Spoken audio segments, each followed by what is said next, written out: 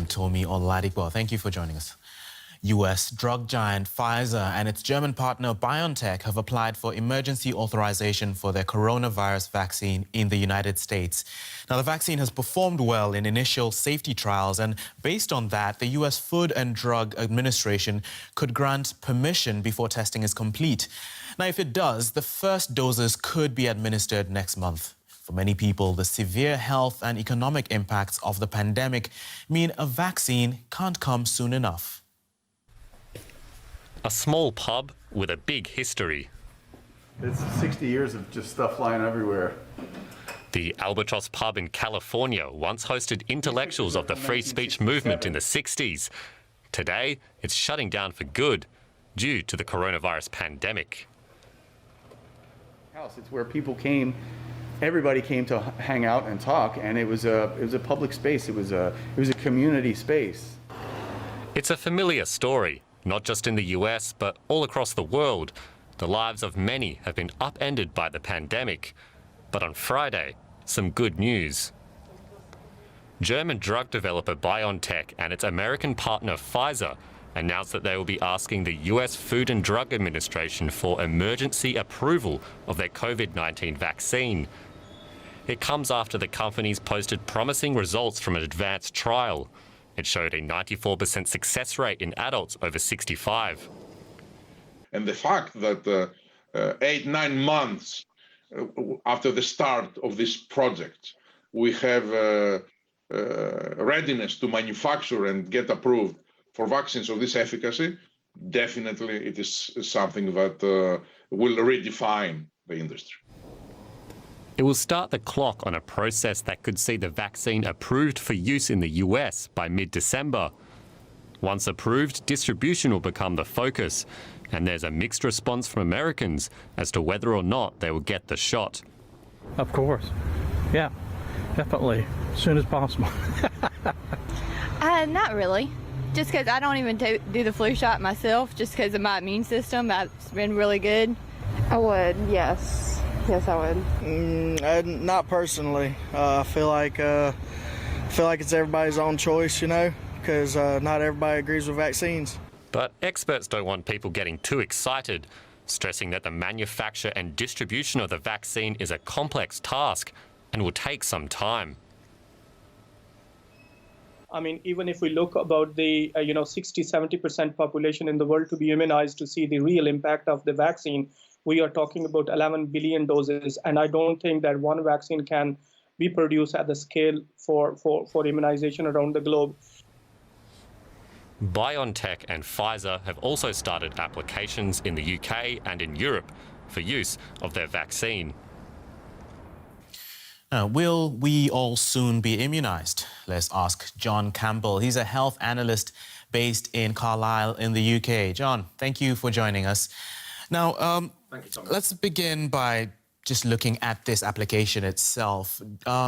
What does it mean in terms of this emergency use? Will it somehow be fast-tracked, the application? Yes, basically that is the case. We know that the Pfizer vaccine, for example, is efficacious. It works. It's about 95% effective. It's remarkably effective vaccine, and we've also had the 2-month safety data on that. So 2 months has passed in enough people since the last dose of the vaccine was given. So the European Medicines Agency is now having what you call a rolling review of this. They're just considering the data every day as it comes in, and so far it's promising.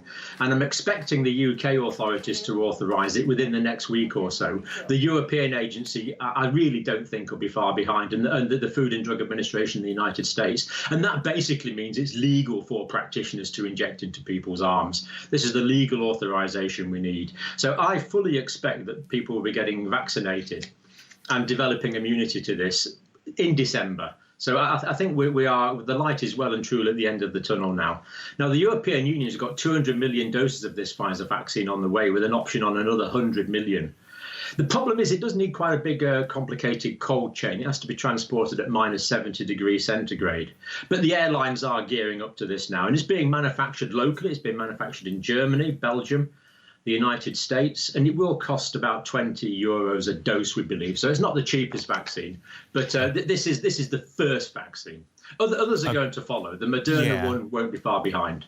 Right. I was just going to get to that in a second, but we've heard some people in that report we were just listening to saying they won't get vaccinated. How much of a problem will it be if there's widespread rejection?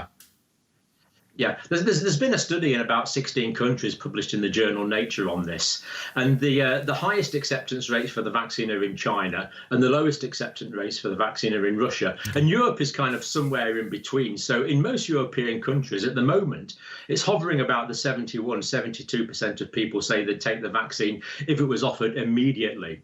But there's more to it than people's personal preference. Now, this won't be mandated in Europe, but it could be a requirement for employment.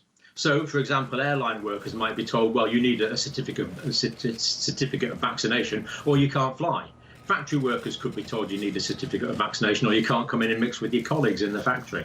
And it could be a condition of travel as well. So Australia, for example, I would expect to stipulate that vaccination is necessary for travel to Australia. The United States, even within Europe, this could become possible. So even though people can opt out of it, it may become necessary for people to take part in day-to-day economic life. That remains to be seen, really.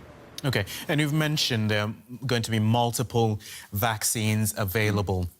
How can one person decide to use them all just to be on the safe side? And how do we decide which one of them to take?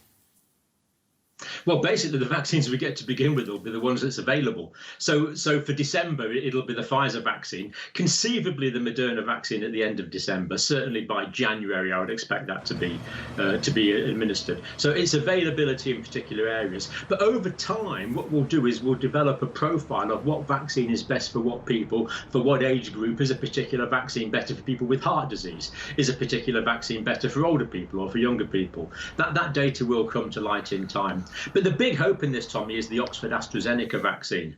The European Union's got 400 million doses of this organised, and it's being made in 20 places all around the world, including Australia and South America. And the plans to make with these 20 partners over 2 billion doses. And the big thing about the Oxford-AstraZeneca one is they're not trying to make a profit out of it. The Pfizer and the Moderna one are for-profit vaccines, whereas the Oxford-AstraZeneca vaccine is going to be €4 per dose. So that means you can immunise someone as long as this vaccine turns out to be efficacious and safe, which is looking good so far, for about €8 per person. That's going to be the real game changer for the world. Wow, that's a great insight there. John Campbell, health analyst in Carlisle in the UK. Thank you. Thank you, Tommy. Let's now